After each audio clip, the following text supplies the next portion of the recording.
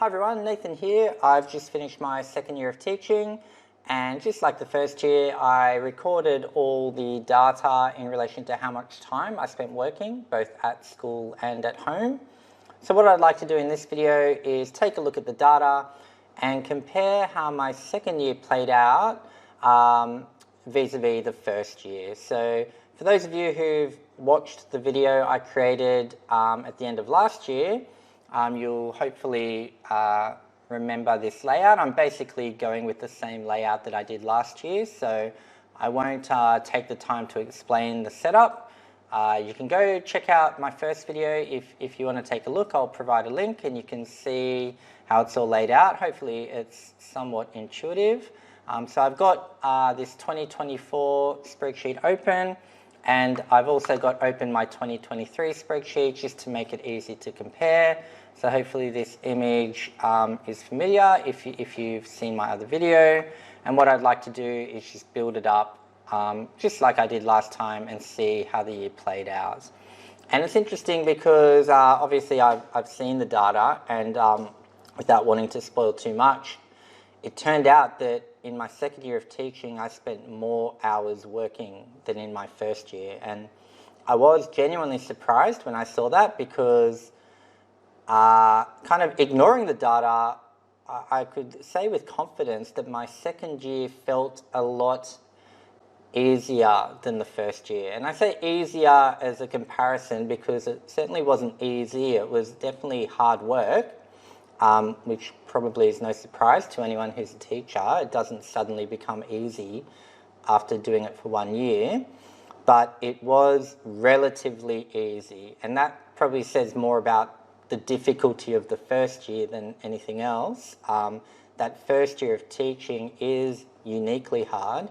And I think on reflection, the reason why I probably found the second year a bit easier, I think the biggest factor was probably having less unknowns. So you come into teaching at a new school for the first time ever, and everything is new. Every single student you're teaching is new to you, and you're new to them, and that I think comes with its own challenges. Whereas in your second year, or at least for me, staying at the same school meant I really only had one cohort that was new, and that was the new year 7s. Every other grade, I already knew them and they already knew me, and I think that made a huge difference in terms of expectation and not having any anxiety around the unknown.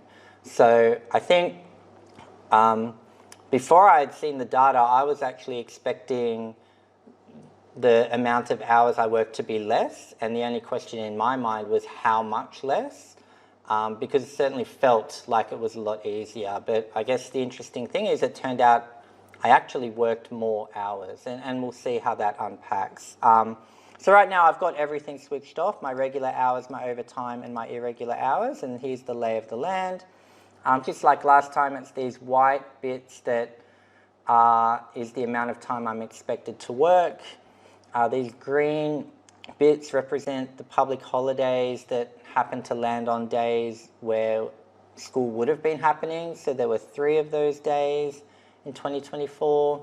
I only ended up having 1 sick day the whole year, and that was, I remember, after the year 7 camp that I attended.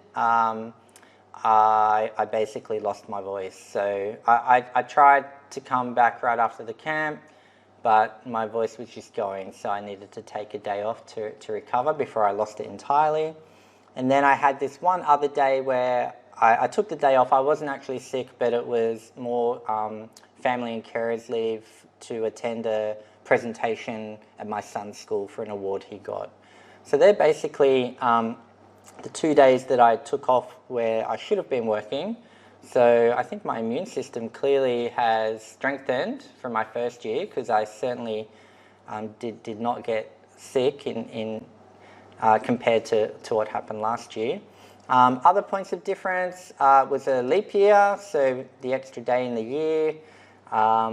Term 1 had 11 weeks, which I think they mostly do. I think even last year it was technically an 11-week year, but it was just the 1 day, so I counted 1 to 10, but here it was more than just one day in that kind of initial week. So I've counted 1 to 11. Otherwise, pretty much the same setup. So how about I just start turning on the hours? So I'll turn on the regular hours, and we see, all the time I'm meant to be working pops up, as it should. Interestingly, in terms of how many days and therefore hours I was expected to work based on the 7-hour day, the actual hours I worked was less. I've kind of had, some early finishes and one late start. That meant, I've worked 23 hours less than I should have if we're only counting kind of the official window.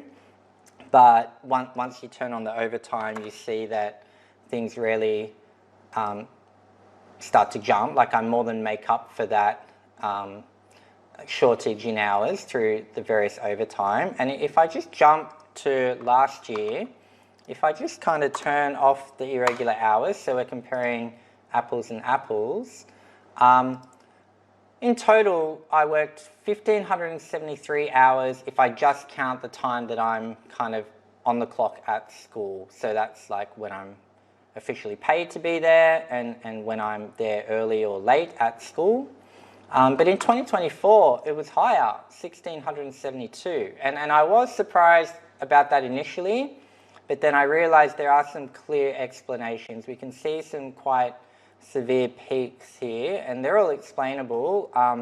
Here we had an open night for the kids in Year 6 who will be in Year 7 next year. They can come check out the school and kind of start to get familiar, so teachers stay back for that to almost be available to meet the potential students. And then these peaks here were related to that Year 7 camp that I mentioned, where I attended the camp. I think it was really just these 2 days, and then this day was a normal day at school from memory, where I tried to survive with my failing voice, but then I needed to take the next day off just to recover properly. There's a lot of peaks on Thursdays, which I think are either due to our faculty meetings, or that's when we had our twilights. So there's quite a few peaks on Thursdays, which I guess makes sense. Actually, I think 2024 is the last year of the twilight, which is basically this weird phenomenon where, because we had planned staff development days at the end of the year in week 10, term 4, as long as everyone agrees, which the teachers did, we can kind of bring forward that time, that development time, by working late on a series of school days, so that if we've done the amount of time that's equivalent to these staff development days, we don't actually have to turn up. So it kind of means we get our Christmas break a bit earlier, and everyone was pretty on board with that. I think this final day here was technically a twilight, but it manifested as our end of year presentation night, where again all the teachers attend to kind of clap the students for all the accolades and achievements they made over the year. So that's what that big late night is. And then the other main one is this chunk here, which actually began on a Sunday, and that's because I attended the Year 10 snow trip, and that involved getting in a bus early on a Sunday, driving down to the snow, and then having, I think it was 3 nights down at Jindabyne and heading to the snow. So again, naturally, we're on the clock until quite late during that trip, although it's kind of, quite pleasant actually. I quite enjoyed that trip. I'd do it again if given the opportunity. So I'm technically on the clock, but not kind of working in the kind of stereotypically stressful way that, say, classic teaching is on a Monday to Friday. So lots of hours, and that kind of explains the jump, although it is kind of consistent with my experience that the second year didn't seem to be more burdensome than the first, and it's more just a quirk in the way that I was working in the second year. So that's the regular hours overtime, and again, like last time, I might just switch back on the irregular hours. That's from 2023. The sea of red appeared, and that's kind of the bit that probably your average person doesn't appreciate in terms of the life of a teacher. A lot of work does happen at home, outside of the school, just preparing. And again, if I come now to 2024, my second year, it's a similar story. If I turn on the irregular hours, it's all there. The sea of red appears. Although if I compare the lead up to the year in my second year compared to the first, I think it's noticeably less. And I do recall leading into my second year, I didn't feel the need to do as much preparation as I did leading into my first year. I think part of my coping with all the unknown was to prepare and try and just make sure I had a plan. Whereas with my second year, I somewhat knew what I was in for. So I took the opportunity to try and rest much more. And I think that's the way to go. I didn't do nothing. I wasn't doing nothing, but I certainly wasn't doing as much as I was the year before. But I guess the reality of the job is that you can't really avoid this work at night. For me, it's typically just going over whatever I'm doing the next day and making sure I know what I'm about to teach. And again, my expectation was that all this red should get smaller and smaller over time. But interestingly, my second year, there were 474 irregular hours. Oh, so it was a bit less, actually. I think maybe the total jump, so I went from 2,078 hours in total to 2,146, and that seems to be explained more in the extra overtime than anything. So my irregular hours did decrease, and that's probably a good sign, and I hope that that's a trend that continues, hopefully. But in the end, so 2023, I worked 100 extra days for free, unpaid, and I found that quite interesting and surprising, but turns out I've worked 108 extra days for free in my second year. So certainly I think there's still more of a curve, a learning curve to overcome before things start to decrease, I think, in terms of hours worked. I'll keep tracking it, so it'll be interesting to see how that journey plays out. But I think probably the last thing worth looking at, so last year I kind of looked at it in terms of what's the hourly rate. I was worried that some of my older students were probably getting paid more than I was if you kind of looked at it on a per hour basis. I don't think they were, but it was probably closer than I would have wanted. But that was based on the starting salary, where in my first year as a first year teacher, I started on $75,791, which towards the end of the year bumped up to $85,000, which did certainly increase the hourly rate to about $41. Now, in my second year, because the award allows for increments as time goes on, I actually spent the bulk of the year getting paid $91,413. So when I enter that, my hourly rate, if we're just looking at the regular hours, is closer to $67, which is, like a increment, a big jump from what I started on, and a little bit higher than what I ended on last year. And if I include all of this overtime to go, okay, how much did I effectively get paid per hour? It's about $42, $43. And that's a bit of a jump from the 40. So even though I worked more hours and more days unpaid than I did last year, because of the extra money I was getting, it still translated into an improvement in my hourly rate. And I think that's something positive. But perhaps to conclude this video, perhaps it's probably just worth thinking about whether that as an hourly rate is compelling enough to encourage the kind of people we want to be teachers.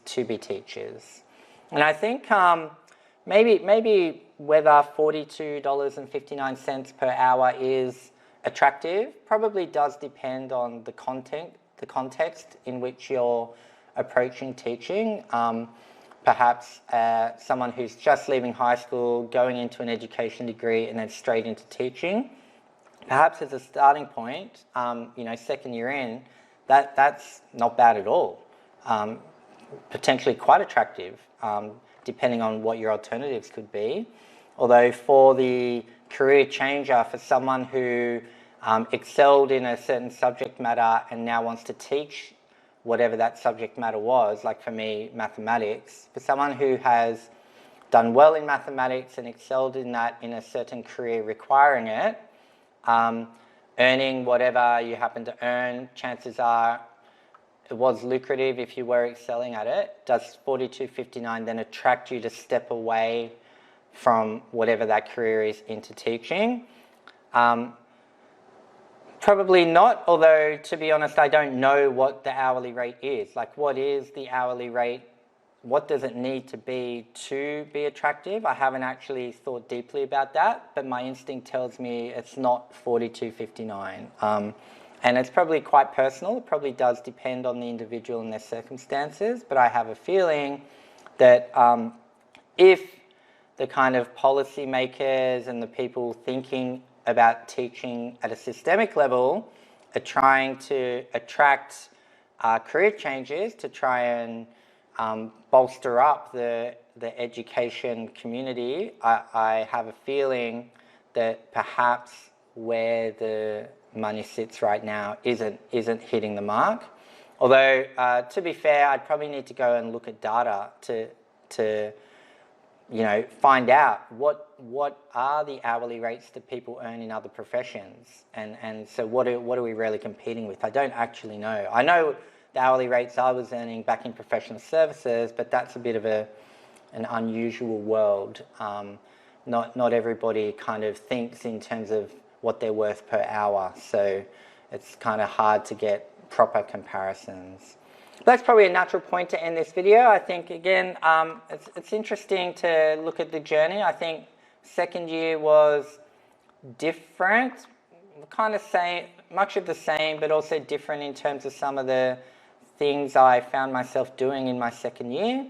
But on the whole, I'd say second year was more palatable than the first. Definitely, I felt like I was getting into my groove as a teacher, and the hope is that as I'm about to head into my third year, things just kind of get more and more natural and less stressful, less kind of things, less of the unknown and more getting into a good rhythm of it. So if you've made it this far through the video, thank you for watching. Hopefully you found it informative, and tick boom.